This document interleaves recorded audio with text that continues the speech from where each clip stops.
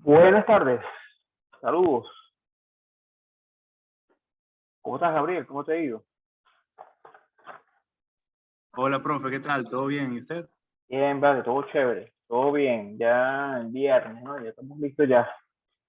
La última semana Este, por este año. bueno, yo todavía tengo una evaluación hasta el lunes, increíblemente, pero... Ah, ¿tienes la evaluación el lunes? Oye, qué raro, ¿no? Y tengo otras dos que entregar antes de que comience el año que viene de otra materia. Pero Oye, bueno, digamos que tengo más tiempo. Sí, bueno, está bien. Bueno, tienes que tirar el resto, no queda de otra. No sí. queda de otra. Bueno, vamos a hablar hoy, vamos a hablar hoy de el tema legal, ¿no? Hoy vamos a trabajar con el tema legal que bueno, es súper importante, ¿no? Porque está asociado con la selección del tipo de organización que más se ajusta, ¿no? A nuestro proyecto.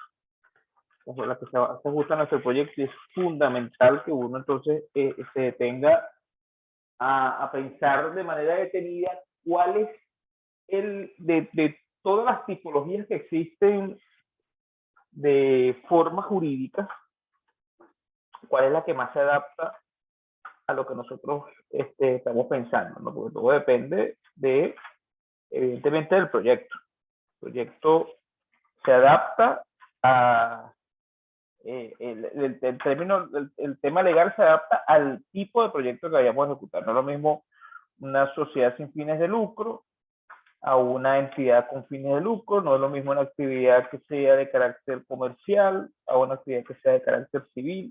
Entonces, no todo es lo mismo, no todo aplica para todo, y eso hace que sea absolutamente necesario que uno tenga entonces una claridad de, dependiendo del tipo de proyecto que voy a ejecutar, cuál es el tipo de entidad jurídica que se adapta para eso. Es sumamente importante esa parte. Hoy vamos a abordar parte de eso, no todo, porque casualmente como hoy es la última semana de todo el asunto, yo preferí como que dejar esa clase como para un tema introductorio, pero no, porque igual tenemos que retomarlo entonces cuando vengamos en enero. Entonces, bueno, vamos a darle una vista preliminar a qué es lo que debemos, o cuáles son las preguntas que debemos hacer, porque además que todo es un tema de hacernos preguntas y por sobre todo de sensibilizar la importancia de tener una entidad jurídica, porque ese es otro tema, ¿no? Hoy en día, con todos los asuntos gubernamentales, con todo el tema, con el CENIAT, con esto y con aquello, mucha gente no justifica, en muchas ocasiones no justifican crear una entidad jurídica, pero ahí es donde está el grave problema de que si tú no constituyes una entidad jurídica, entonces, ¿cómo garantizas escalabilidad? ¿Cómo garantizas crecimiento? Sabemos que existe un contexto ahorita, eso está claro, pero se supone también que el proyecto es un proyecto de largo plazo. Y si es un proyecto de largo plazo, tienes que estar consciente de que hay unas variables ahorita, pero que esas variables pueden y deben cambiar. Entonces, si partimos de esa premisa de que el contexto puede y debe cambiar, entonces, indudablemente, ahí es donde uno se para y dice, bueno, entonces, ¿cómo hago que esto sea sostenible más allá de estas circunstancias? Porque ese es el gran problema, ¿no? Que nos circunscribamos a decir siempre, oye, la cosa está fregada, no se puede, eso es un problema, eso es esto y aquello. Entonces, si nos circunscribimos en esa visión, bueno, evidentemente, bueno, no vale la pena como que nada, ¿no? No vale la pena como que nada porque, ¿para qué tanto si no se puede? Si la visión no es esa, si la visión es que voy a montar mi proyecto, yo sé que la cosa ahorita está fregada, ahorita hay unas situaciones que son desventajosas jurídicamente, legalmente, hay un tema fiscal, hay una voracidad por parte del CENIAD y de las alcaldías fuertes, pero por otro lado también entiendes que la legalidad te permite tener acceso a clientes más grandes, poder eventualmente cuando el tema de la banca se regularice, que eso es una bomba de tiempo, eso en cualquier momento la banca va otra vez a meterse en el tema de los créditos y todo el asunto. Entonces, indudablemente la banca no le va a prestar a alguien que esté en la informalidad. Eso es improbable, no es imposible, pero es improbable. Entonces, ¿cómo hacemos para estar preparados en ese momento? Bueno, aquí es donde llegamos entonces al meollo de este asunto y tenemos que darnos cuenta de eso, de qué es lo que debemos hacer. Lo primero es que fíjense que ahí en la diapositiva, la que está en la pantalla, está como que un resumen de todo lo que hemos hablado durante el semestre, ¿no? Hemos hablado de temas de sostenibilidad, que son esos conceptos que están allí, esas tres dimensiones. Hemos hablado de que los proyectos tienen que ser escalables y la única forma de ser escalable es que tú cuentes con una estructura jurídica que te permita ser escalable, porque si no, ¿cómo lo logras? Y lo otro es ver hacia dónde estás apuntando como proyecto. Si tu proyecto es un proyecto empresarial con fines de lucro o es sin fines de lucro, ese tipo de cosas son preguntas que nos tenemos que hacer para poder, porque acuérdense que el emprendimiento no solamente se circunscribe a proyectos que son con fines de lucro. Yo también puedo diseñar un plan de negocios orientado a un proyecto que sea de carácter social. Eso es totalmente válido, factible, posible, correcto. Eso está bien. Eso está perfectamente bien. Entonces, si es así, entonces también hay cabida a este tema de los proyectos sociales. Una vez que hacemos esas preguntas, fíjense que yo este material lo dividí en tres, porque yo visualizo que hay tres momentos claros en este proceso de emprendimiento, tres momentos claros. Un momento antes del proyecto, un momento que es durante la existencia del proyecto y un momento que es como protección, como una especie de protección que uno debe hacer en función al proyecto de emprendimiento. Entonces, yo visualizo que son esos tres momentos. Yo no puedo crear un proyecto de emprendimiento sin antes revisar el tema jurídico. ¿Por qué? Porque pudiese entonces estar metiéndome en unas situaciones de ilegalidad que lo que me van a generar en el mejor de los casos es multas. Es decir, que se me hace más cara la cosa. Entonces, tengo que visualizar eso bien. Después, cuando estoy con el proyecto ya funcionando, entonces hay un tema de cumplimiento. Y de pago de tributos y toda una serie de asuntos. Y en paralelo a eso está el tema de protección de temas de marca, de patente, de derechos de autor, etcétera, que si uno no las protege, entonces puede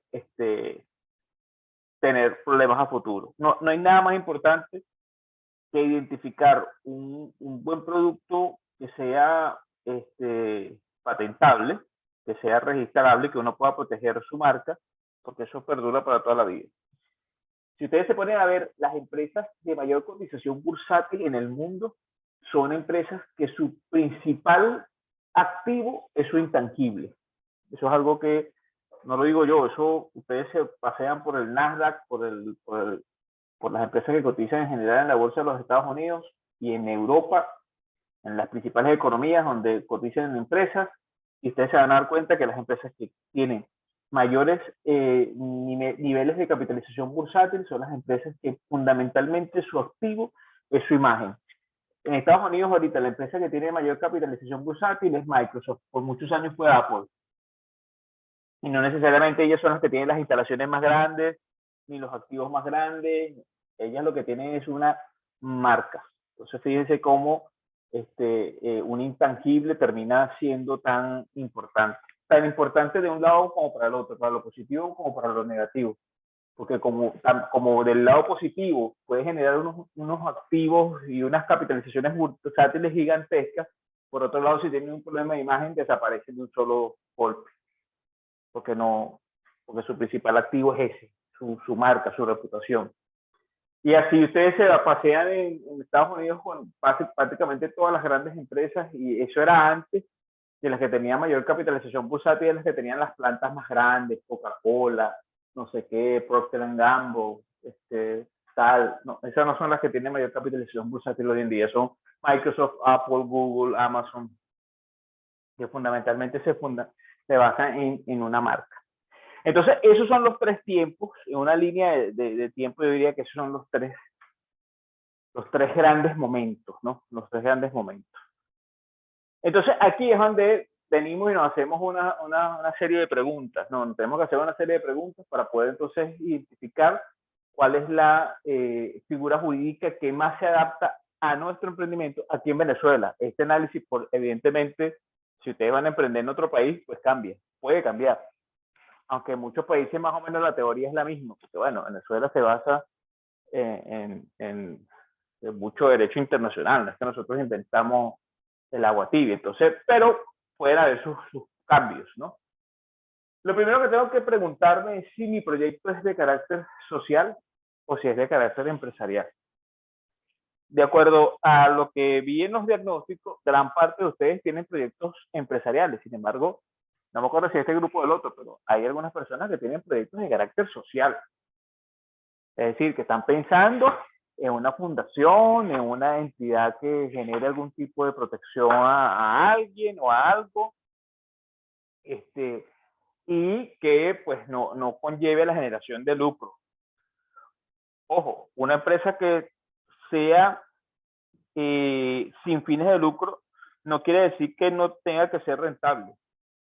No quiere decir que no tenga que cumplir con las dimensiones de sostenibilidad en cuanto a lo económico y tal. No, porque tú no puedes tener una fundación para conseguir la cura del cáncer y quebrarla al primer mes. Eso no es así. Si quieren, pregúntenle a Bill Gates, que él con la fundación de Microsoft, es una fundación sin fines de lucro, los recursos que recibe son principalmente donaciones de Microsoft y de algunos amigos de Bill Gates y de Melinda. Es una fundación sin fines de lucro y ellos se encargan de trabajar en pro de conseguir la cura del cáncer, de conseguir la erradicación de esto, de aquello. Han trabajado muy fuerte con el tema del COVID, con BioNTech y Moderna, creando tecnología. Han financiado muchos proyectos de investigación, principalmente en el área de la salud. Y fíjense, ellos la manejan como una organización. Tratan de que sea rentable, que genere profit, y ese profit, ¿qué es lo que pasa? Bueno, eso no va al bolsillo de Bill Gates, eso va a reinvertirse en la misma fundación, que es la clave de las empresas de carácter social sin fines de lucro. Algunos preguntan, profesor, pero si es una compañía con responsabilidad social y tal, bueno, entonces es factible. Una empresa que tiene fines económicos, tiene fines de lucro, pero que tiene responsabilidad social. Eso es perfecto. Eso entra dentro de la segunda categoría, la de empresarial. Aquí, esta primera categoría que les estoy diciendo de social, son entidades sin fines de lucro. O sea, fueron creadas para no tener lucro, o al menos no para no tener lucro, corrijo, para que los fundadores no se lucren, más bien. Para que los fundadores no se lucren. Pero sí tiene que recibir donaciones, y esos montos de donaciones que recibe deben ser superiores a las donaciones que dan, o a los proyectos que ejecutan, o a las investigaciones que realizan, y tiene que siempre existir excedentes, porque no puede ser deficitaria, porque si es deficitaria, entonces en algún momento desaparece. Porque nadie bajo un esquema deficitario o sin flujo de caja subsiste. Mientras que el segundo enfoque, bueno, una entidad empresarial con fines de lucro, pero con responsabilidad social es válido. Yo tengo unas ganancias, yo hago responsabilidad social, invierto de responsabilidad social a áreas que a mí me interesen, el área de educación, salud, religión, tecnología, etcétera, a fundaciones, a entes, etcétera, sin ningún tipo de problema. Yo lo realizo, pero también tengo un profit y ese va al bolsillo o de los accionistas o va como reinversión al mismo negocio también, que es válido y es necesario en los primeros años, eso es totalmente válido. Una vez que yo me hago esa primera pregunta, me digo, ajá, ¿mi proyecto es económico o social? Bueno, vamos a suponer que la respuesta es social. Vamos a suponer que yo tengo pensado hacer una sociedad sin fines de lucro, del carácter que sea. Chévere. Entonces me detengo y me tengo que hacer otra pregunta. ¿Esta entidad de carácter social tiene fines ecológicos o tiene fines de otro índole, pero fundacionales, de fundación, de beneficencia a algún sector en particular? Bueno, independientemente que sea una o la otra, ambas son actividades de carácter civil, reguladas por el Código Civil venezolano. Entonces ahí no aplica que yo constituya una compañía anónima o una sociedad de responsabilidad limitada. No aplica porque yo a través de mi fundación voy a hacer una actividad de carácter civil, es decir, voy a recibir, no voy a hacer ninguna actividad de comercio, voy a recibir recursos de terceros y con esos recursos de terceros yo voy a ejecutar mi obra de carácter social. Bueno, voy a hacer una fundación, una sociedad que se va a encargar de tratar de salvar las tortugas de la isla de la Tortuga. Bueno, listo, yo lo que voy a recibir es donaciones y con esas donaciones yo voy a tratar de salvar las tortugas y hacer un proyecto que sea sostenible en el tiempo. O, por el otro lado, con las fundaciones, yo voy a hacer una fundación que tiene como objetivo fundamentalmente darle atención a niños en estado de vulnerabilidad, igual. Entonces yo no voy a hacer una actividad de comercio, yo voy a hacer una actividad de carácter civil y me constituyo como una sociedad civil sin fines de lucro. Muy importante eso. Muy importante que los documentos, de hecho los documentos tienen que decir, el documento legal tiene que decir que es una entidad constituida sin fines de lucro.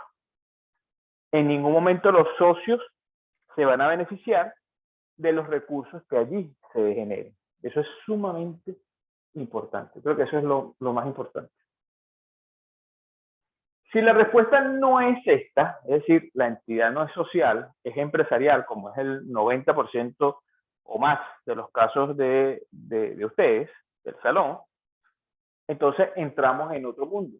Entramos en el mundo de actividades que al ser con fines de lucro, los accionistas o los fundadores esperan lucrarse de esa actividad. Insisto, eso no quiere decir que puedas tener responsabilidad social. Sí puedes tener responsabilidad social, sí puedes dar aportes a entidades, fundaciones, instituciones que tú quieras ayudar. Puedes agarrar y de las ganancias de la compañía donar unas computadoras a la Universidad Católica para que mejoren el departamento de tecnología. Tú puedes hacer lo que consideres conveniente.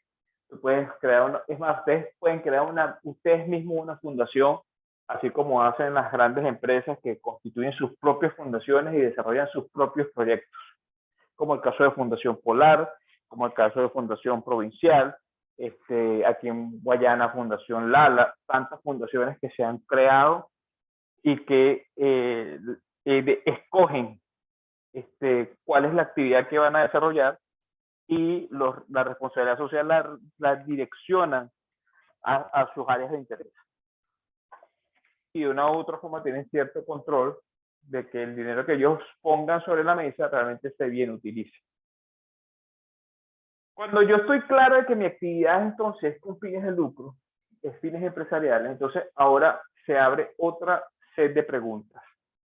La pregunta es si lo voy a hacer a título personal, lo voy a hacer yo solo, o si lo voy a hacer acompañado por una persona o más. Es decir, vamos a hacer en total 2.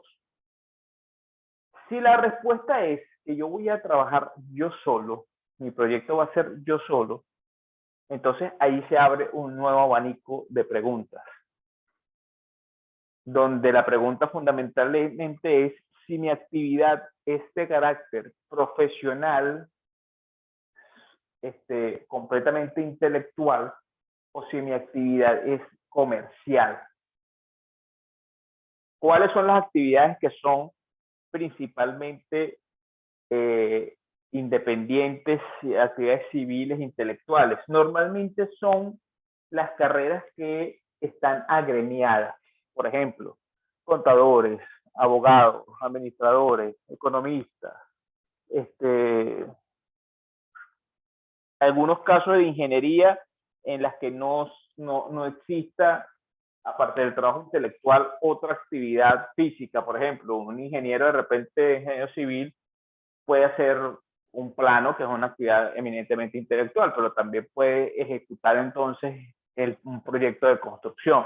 Entonces, normalmente un ingeniero civil no se constituye o no ve la figura de la sociedad civil. Sin embargo, por lo menos los contadores y los abogados, bueno, para mostrar un botón, ustedes ven al lado izquierdo de la diapositiva ese logo que dice García Gómez y Asociados. Fíjense que eso es el logotipo de una firma, de mi firma, que es una sociedad civil. Pero no me voy a ir para allá porque estaríamos hablando de una decisión grupal. Si la decisión es individual, es decir, si yo deseo trabajar yo solo por mi cuenta como profesional independiente, yo no necesito tener una figura jurídica, porque es una actividad civil y no me regula el Código de Comercio para efectos fundacionales. Entonces, por eso es que ustedes van a ver de repente que un contador o un abogado que trabaje solo, cuando les dé la factura va a ser un facturero con el nombre del contador o del abogado. O cuando ustedes van para el médico, ustedes ven que la factura del médico, si se las da, es una factura donde dice médico Pedro Pérez. Fíjense que él no necesita ni constituir una sociedad, ni hacer ninguna figura jurídica prevista en el Código de Comercio, absolutamente nada para ejercer su actividad civil. ¿Por qué? Porque su título y su proceso de ser agremiado ya le da la licencia para ejercer su actividad. Cuando un abogado se gradúa, va para el colegio de abogados y gestiona un impreabogado. Cuando el contador se gradúa, va para el colegio de contadores y le dan un CPC. Cuando un médico se gradúa, va para el colegio de médicos y le dan su número como médico.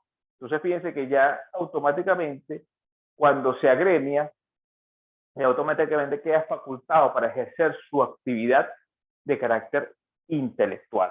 Entonces, no necesita hacer otro trámite. Sencillamente va con su RIF a una litografía y le dice al señor de la litografía: señor, yo necesito un facturero a mi nombre para yo empezar a facturar. No necesita más nada.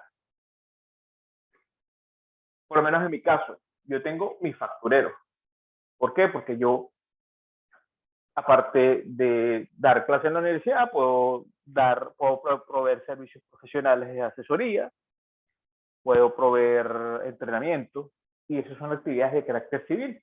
Y yo fácilmente con mi facturero le facturo al cliente que me contrate, con mi factura a mi nombre, y eso es totalmente legal.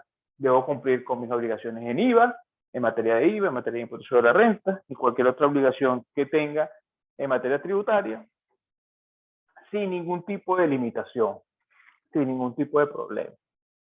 Ahora bien, si yo solo voy a hacer una actividad de carácter comercial, entonces la historia es distinta.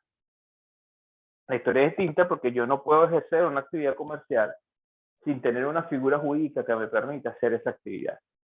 Y esa figura jurídica es la firma personal. No sé si han tenido oportunidad de ver algún negocio que ustedes vean en la publicidad que diga al final, en vez de CA, diga FP. Si no lo han visto, bueno, cuando tengan oportunidad, echen el ojo y traten de mirarlo. Pero cuando los negocios e inversiones García FP, bueno, ese es un señor, él solo, que decidió montar una firma personal para poder con ello ejercer su actividad comercial. Es obligatorio, no es opcional. ¿Qué quiere decir eso? Que todas esas personas que andan por ahí en Instagram vendiendo cosméticos, comida, zapatos, franela, pendrive, todo lo que se les ocurra. Todas esas personas están haciendo actividades comerciales y deben hacerlo a través de una firma personal. No hacerlo a través de la firma personal, sencillamente lo que están haciendo es una actividad informal. Están haciendo, prácticamente yo lo llamaría buhonerismo electrónico, pero están haciendo una actividad que no está permisada, porque el Código de Comercio es claro cuando establece que cualquier actividad comercial se debe hacer a través de una figura jurídica, que en este caso es la firma personal. Entonces, recapitulo. Si voy a hacer la actividad yo solo, sin socio, entonces si es una actividad civil, es decir, eminentemente intelectual, la puedo hacer sin necesidad de tener una figura jurídica, solo necesito gestionar mi facturero ante la litografía. Y si voy a hacer una actividad comercial, debo hacerlo a través de una figura prevista del Código de Comercio, que es la firma personal, en cuyo caso voy a necesitar asistencia de un abogado para poder generar mi documento como FP. Es absolutamente obligatorio. Sí se entiende, Gabriel, sí está claro la diferencia hasta este punto. El hecho de que, dependiendo de si es actividad civil o mercantil, me voy por una vía o por otra, siendo yo solo el que va a ejecutar el proyecto. ¿Sí se ve? Sí, profe, sí se entiende. Prácticamente entonces solo los profesionales graduados así y que pueden ser agremiados son los que tendrían que simplemente buscar su facturero, buscar su número en su, digamos, en el colegio de lo que sea respectivamente. Y bueno, si van otra persona, si quiere ejercer una actividad comercial por sí mismo, bueno, tiene que buscar la firma personal. En resumen es eso, ¿correcto? Es correcto, sí mismo es. Ok, bien, sí, entonces. Entonces, después viene la segunda pregunta, ¿no? O la segunda tipo de respuesta, más bien. No es una actividad, no lo voy a trabajar yo solo, lo voy a trabajar con al menos un socio más. Perfecto, somos dos personas. Mi socio o mi socia y yo. Perfecto. Entonces ahí, en ese escenario, no aplica la figura de la firma personal, ni aplica la figura de yo saco mi facturero y listo. Porque cuando yo son agrupaciones de dos o más personas, se requiere entonces una figura jurídica distinta. Si la actividad es civil, otra vez, si la actividad que estamos hablando es una actividad profesional, es decir, si quieren juntar dos o más abogados, dos o más contadores, o una combinación de estos, o dos o más médicos, o dos o más ingenieros en sistemas, no sé, informática, etcétera, y quieren constituir una consultora que va a prestar solamente servicios de carácter civil. Ojo, los de tecnología normalmente no lo hacen, porque a diferencia de los abogados y los contadores y de los médicos, la gente de sistemas siempre dentro de su pool de tareas o de actividades está la de proveer los equipos. Por ejemplo, un ingeniero de sistema presta servicios de infraestructura y normalmente él trata también de proveer los equipos. No, yo te coloco la computadora, yo te tremendo el router. Y ya allí rompe con el criterio de que es una actividad eminentemente intelectual. Allí ya está haciendo una actividad comercial, que es la de la venta de un bien, que en este caso puede ser un equipo de computación. Entonces, normalmente los casos más comunes que ustedes van a ver en la práctica son los contadores, los abogados y los médicos. De resto es muy raro verlo. Y los médicos, si son médicos de consulta, porque si son médicos de clínica, normalmente lo hacen a través de una CA, porque las clínicas también tienen servicios de farmacia, tienen otros productos, alquilan consultorios, entonces terminan haciendo otras actividades que no son estrictamente civiles. Volviendo otra vez, si son grupales, si es una actividad civil, es decir, dos abogados, dos contadores, etcétera, la figura jurídica que se estira utilizar es una sociedad civil, pero con fines de lucro. Fíjense que es distinta a la que les dije hace un rato, cuando les decía sociedad civil sin fines de lucro. Aquí es una sociedad civil con fines de lucro. Entonces, no hay acciones. El ejemplo que yo les tengo allí de mi firma, García Gómez y Asociados, somos 4 socios. No hay acciones, lo que tenemos es una participación en la organización, Y nos constituimos de esa forma porque nuestra actividad es estrictamente intelectual y nosotros no vendemos absolutamente nada que no sea un servicio intelectual, profesional, ya sea financiero, gerencial, tributario, contable, legal, etcétera. Todos son servicios que, como les comentaba, están asociados a una licencia, a una colegiatura, a un gremio, etcétera, etcétera. Si la actividad que vamos a realizar no es civil, es decir, no somos ni abogados, ni contadores, etcétera, etcétera, sino es una actividad comercial, que es el 90 y pico % del caso de ustedes, del salón de clase, entonces estamos en la obligación es de constituir una figura jurídica prevista o cualquiera de las figuras jurídicas previstas en el Código de Comercio venezolano. El Código de Comercio venezolano tiene varias figuras. Sin embargo, la más común, la más lógica, la que es más apropiada para prácticamente todos los tipos de negocios es la compañía anónima, la CA. Por eso que normalmente ustedes en la calle ven, no sé qué, CA. Es la compañía o es la figura jurídica que es más versátil para todo lo que queremos hacer. Por ejemplo, si queremos aumentar capital, con una CA se puede hacer sin problema. Si queremos agregar un nuevo socio, un nuevo accionista, lo agregamos. Si alguno de los accionistas se quiere retirar, se retira. Si la compañía quiere comprar o vender, compra o vende. Si quiere comprar un activo, lo compra. Si quiere venderlo, lo vende. Puede hacer prácticamente, tiene la versatilidad para hacer todas las posibles transacciones que un negocio desea realizar. La pregunta de siempre, sociedad como las otras figuras que están allí, las nomenclaturas son CA es compañía anónima, SA es sociedad anónima, SRL es sociedad de responsabilidad limitada, SCS es sociedad de comandita simple y SCA es sociedad de comandita en acciones. Las dos últimas figuras son figuras en las que normalmente, por mi experiencia, son las que normalmente le calzan a las empresas transnacionales. Las empresas transnacionales, cuando se han constituido en Venezuela, muchas lo hacen a través de sociedad de comandita simple, sociedad de comandita en acciones, porque normalmente tienen algunos beneficios fiscales para ellos, porque en ese tipo de entidades, todas las ganancias o pérdidas de la entidad normalmente son declaradas no por la entidad en cuestión, sino por sus accionistas directamente, que de repente para uno aquí en Venezuela no sería conveniente. Es como que tú tengas una compañía y todo tengas que declararlo después tú. Lo determina la compañía y después tú lo tienes que declarar en tu declaración de impuestos y pagar tú personalmente el fisco. Eso para alguien que vive en Venezuela no es lo común, no es lo normalmente uno quiere, es casualmente eso, que todo recaiga en la compañía, que la compañía sea la que se encargue de pagar todo, incluso sus propios impuestos, porque es una figura jurídica distinta a la persona natural.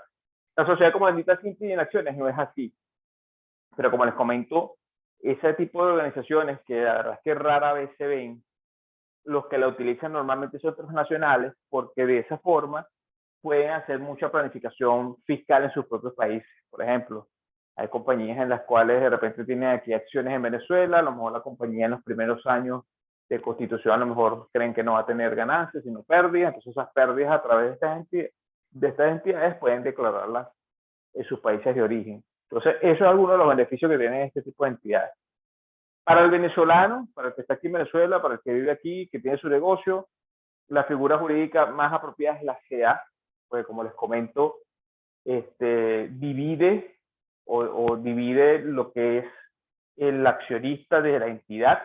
La entidad ya asume sus propias responsabilidades y solamente afecta al accionista en la medida del dinero que haya invertido como capital social. Entonces, eso genera muchas ventajas de carácter legal, de carácter tributario, etcétera, etcétera. Entonces, esa es la figura que si somos dos o más, deberíamos adoptar, la de compañía anónima. Si somos dos o más y no hemos constituido en compañía anónima, estamos trabajando por Instagram y no sé qué y tal, o montamos un puesto de perro caliente, hamburguesa, y estamos ahí dándole ahí, estás haciendo algo que es lamentablemente ilegal, estás trabajando bajo el manto de la informalidad, una actividad buhoneril. Ahí no hay mucho que locura, es una actividad buhoneril. Entonces, lo ideal es que podamos tener una entidad jurídica que nos permita entonces dividir lo que es la personalidad de la entidad y la personalidad de uno como accionista. Hoy en día de repente no se ve mucho las potencialidades, ¿no? Más bien la gente dice, oye, pero es que esto lo que me va a generar es pago de impuestos y licencias y trámites y cuestiones. Pero como les decía al principio del video, no tenemos que ver solamente el hoy, sino la potencialidad de escalabilidad de los negocios si nosotros logramos tener una figura jurídica e ir avanzando en eso. Cuando empiecen los bancos a dar crédito, vamos a tener la posibilidad de recibir crédito. Cuando empiecen a pedirme servicios, empresas más grandes, voy a estar en la posibilidad de hacerlo. Yo siempre cuento la anécdota de una señora que ella trabajaba en el área de costura muy buena, o trabaja en el área de costura muy buena, muy rápida, y una compañía la llamó para que le hiciera, le prestara el servicio de hacer los uniformes, ¿sí? Y la señora, bueno, encantada, ¿no? De que la llamaran para hacer uniformes, no uno, dos, sino para, imagínense, ¿sabes? Todos los trabajadores de la compañía. Y que no solamente una vez, eso es algo que es anual. Entonces ya, oye, fantástico, ¿no?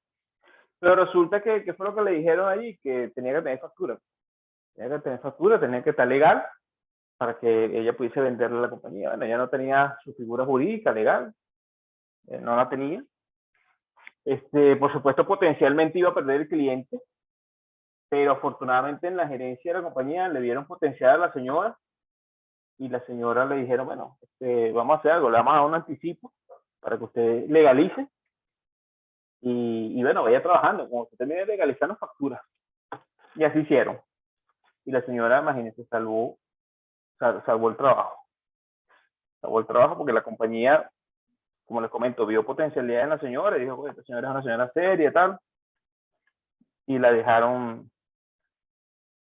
que hiciera el trabajo y que ella entregara el trabajo cuando ya facturara todo el asunto. Y bueno, corrió con la suerte de eso y también la señora tuvo la disposición de aprovechar esa oportunidad. Porque si ustedes no están formalizados, evidentemente los potenciales clientes que van a tener siempre van a ser empresas pequeñas. O siempre va a ser el consumidor de a pie. Pero, por ejemplo, tu caso, ¿no?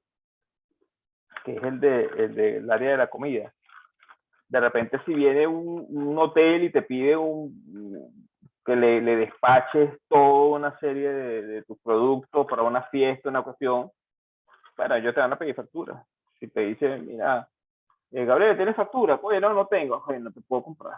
Yo necesito una factura. Te voy a pedir 200 de tus productos y yo necesito tener un documento legal. No lo tengo porque no estoy constituido legalmente. Bueno, lamentablemente pierdes la posibilidad de hacer ese negocio por no existir jurídicamente. Ese es el punto, que jurídicamente no existe. Y si no existe jurídicamente, solamente te van a consumir los que no necesiten factura, los que no necesiten evidencia de la compra. Entonces, allí es donde está el reto. Entonces, yo entiendo que las circunstancias de repente no están dadas. Ahorita hay una ley de emprendimiento que está saliendo por ahí que van a generar algún tipo de flexibilización. Me gustaría que la gente se monte en ese autobús, ¿no? Que la gente agarre y diga, oye, mira, este autobús es el ideal para meternos en esto y porque van a dar hasta 2 años, creo, y van a dar algunas dispensas para formalizar la empresa. Yo creo que ahorita es el momento, independientemente de que la gente apoye o no apoye el gobierno, que la mayoría no lo apoya, pero sin embargo son los que están allí y ese tipo de ventanitas que se abran tenemos que aprovecharlas de una forma u otra para con ello, ¿cómo se llama? Garantizar que podamos aprovecharnos de eso, ¿no? O sea, ahorita, oye, si tú tienes un negocio y tú ves que el gobierno va a generar una condición para simplificar el proceso de constitución de empresa, o va a generar algunos capitales semillas, o va a hacer esto, o va a hacer aquello, oye, sería una idiotez no aprovechar sin entrar en temas de corrupción, ni entrar en temas de comisiones, ni nada de esto, hacer tus cuestiones de buena ley, tratar de ver si puedes conseguir un capital semilla, si puedes conseguir la posibilidad de formalizar, de un crédito con condiciones blandas. Yo creo que el que quiere montar un negocio y quiere echarle piernas, vería eso como una oportunidad. Lo vería como una oportunidad. Claro, claro. Entonces, bueno, eso era básicamente lo que le quería comentar el día de hoy. Ya para la primera semana de enero vamos a hablar del resto, ¿no? Vamos a hablar de las obligaciones que tiene la compañía de cara al futuro y vamos a hablar de todo lo que es el tema de propiedad intelectual. Sí, básicamente era eso lo que les quería comentar. ¿Tienes alguna pregunta? ¿Algo que quieras comentar, Gabriel? No, profe, todo claro. Más bien, muchas gracias. Chévere, déjame aquí. Bueno, muchachos, entonces con esto ya terminamos por esta semana. Ya para el mes de diciembre, nos encontramos en el mes de enero. A todos les deseo una feliz Navidad y un feliz año 2022. Y bueno, espero que nos podamos ver pronto. Por favor, pendiente con las asignaciones que tenemos ya para enero. Recuerden que en enero el tiempo es corto y bueno, la idea es que puedan ganar tiempo y ya enero son 4 semanas, los primeros días de febrero y listo, se acaba el semestre. Bueno, muchachos, un saludo para todos. Bye.